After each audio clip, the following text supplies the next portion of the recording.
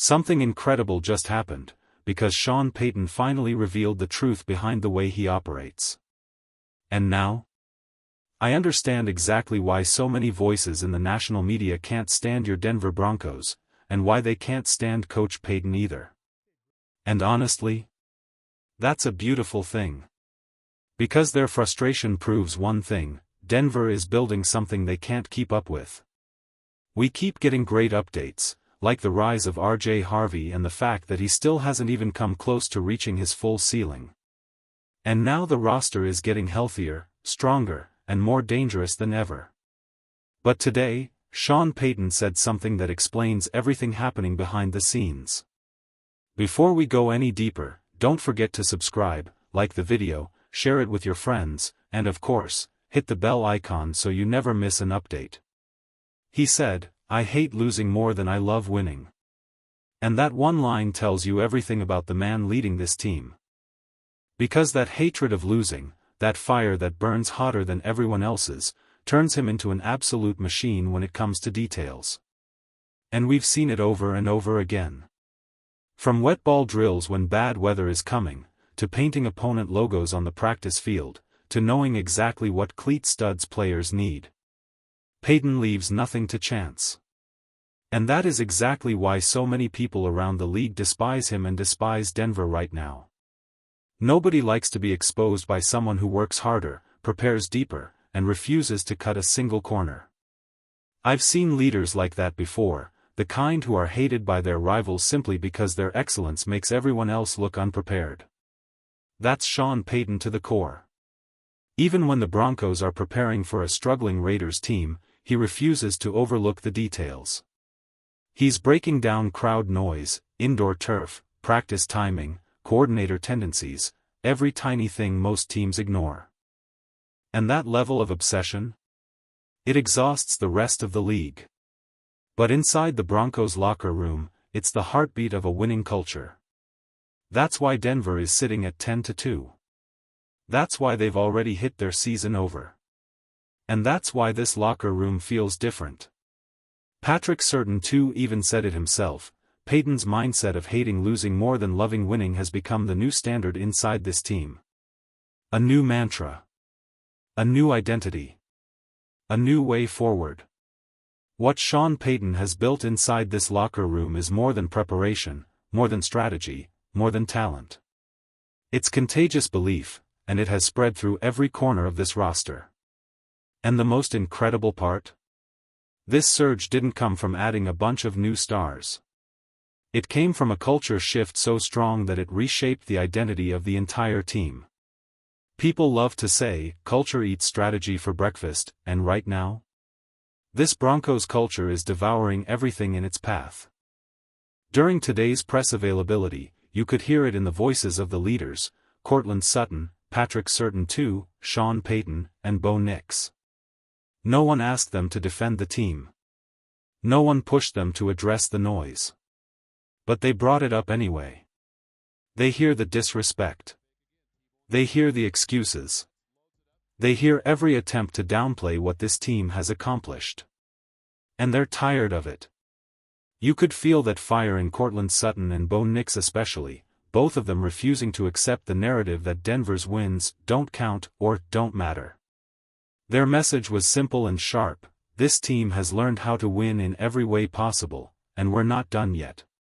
They even talked about how adding Elijah Moore gives this offense another weapon for the surge that's coming.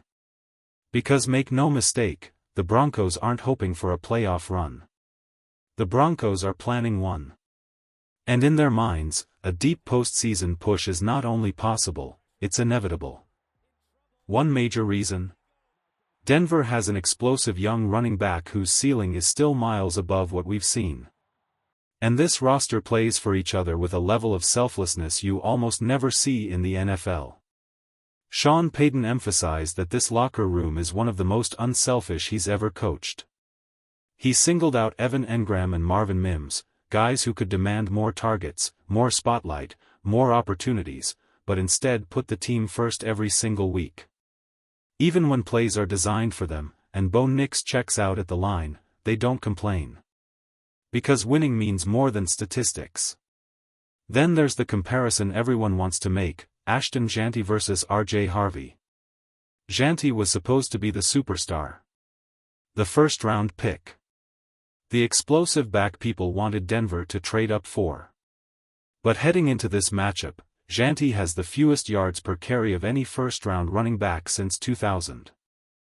Meanwhile, RJ Harvey, drafted 54 spots after Jeanty, has tied Jeanty's rookie touchdown total, despite touching the ball 119 fewer times. And Sean Payton put it perfectly, "You haven't seen anything yet. This team is young. This team is hungry.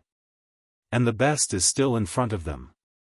Sean Payton made one thing crystal clear today: the Broncos are only scratching the surface of what RJ Harvey can become. He talked about new, creative ways they plan to get the ball in Harvey's hands, and when Payton says, innovative, you know it's serious. The early criticism on Harvey was that he couldn't run inside. But that narrative is already dead. Every clip, every highlight, every burst through the middle proves he can attack inside lanes with power and confidence. The national media said he couldn't do it, and he's doing it at a high level week after week. One thing to watch moving forward: Denver is beginning to lean more into the pistol formation. We saw Marcus Mariota operate from pistol in the past, and the design gives a quarterback extra time and space to read the field, something Bo Nix benefits from immensely. It's similar to when Peyton Manning came to Denver and demanded shotgun looks because it allowed him to control the entire defense pre-snap. And right now, we're seeing Harvey explode from pistol looks, hitting inside lanes and breaking big runs. His ceiling is nowhere near reached, not even close. Another huge reason to believe in this team: health. At this point in the season, most teams are falling apart physically. You look at their injury reports and it feels like scrolling forever. But Denver? Denver is getting stronger. Jonah Ellis returning as a full participant is massive. He had a couple solid practices last week but didn't suit up against Washington. If he stays active all week, that's a major boost for this defense. Pair him with Nick Bonitto, Jonathan Cooper, and Dondre Tillman, and suddenly you have a rotation that is as explosive and disruptive as any in the AFC. Then there's the encouraging news on Nate Atkins, who might actually return sooner than expected, and defensive anchor DJ Jones, who said after the game that he's fine and doesn't expect to miss much time with the ankle issue. For this late in the season, this is almost a perfect injury report. You rarely see a team this healthy entering the stretch run. And yet, even with all of this progress, there are still people pointing to the Commanders' game saying, if Marcus Mariota throws that ball 2 inches higher, Denver loses. That's the kind of nitpicking that only winning teams deal with. Because when you're rising, critics start reaching. People keep pointing to that one late throw from Marcus Mariota like it's the only reason Denver won, but that completely ignores everything else that happened in that game. There were dozens of wild, unpredictable moments on both sides, and the Commanders benefited from just as many breaks. And let's be honest, Mariota didn't miss that throw. Nick Bonitto made a phenomenal play. Nick Kosmider even highlighted it on the All-22, Bonitto timed it perfectly, read the route, and blew it up. The Broncos had multiple chances to end the game earlier, including a perfectly baited play where Jaquan McMillian nearly jumped a pass for a pick six. Patrick Surtain too even said he expects those to start falling into Denver's hands as the season goes on. And then there's the big question hovering in the background: is Bo Nix truly the future of this franchise? Every young quarterback has uncertain moments, but the more you watch him, the more obvious it becomes: yes, he absolutely can be the long-term answer. He's already climbing into the top group of quarterbacks with the most wins in their first 2 seasons. There's even a world where he ties or passes Russell Wilson in that category.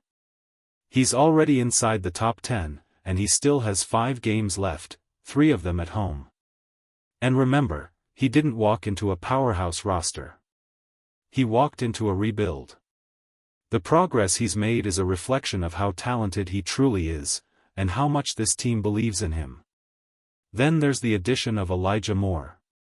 At first, some fans worried. He's bounced around organizations with issues, the Jets, the Browns, and then the Bills. With a locker room as tight as Denver's, chemistry matters. But those concerns are fading fast. Players have already stepped up to vouch for him. Nick Bonitto, his former high school teammate, was the first to celebrate his arrival. Members of the Broncos coaching staff have known him from earlier stops in their careers.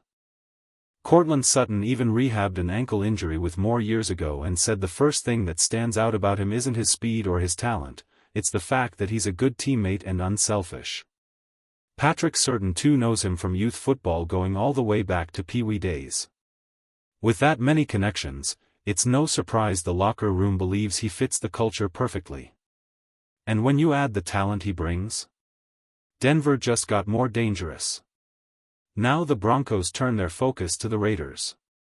And make no mistake, this team is marching towards something special. A division title isn't a dream. It's a target. And with the chemistry, resilience, and belief inside this locker room, it's absolutely within reach. Because when a team is built the right way, when the culture runs this deep, the ball doesn't lie.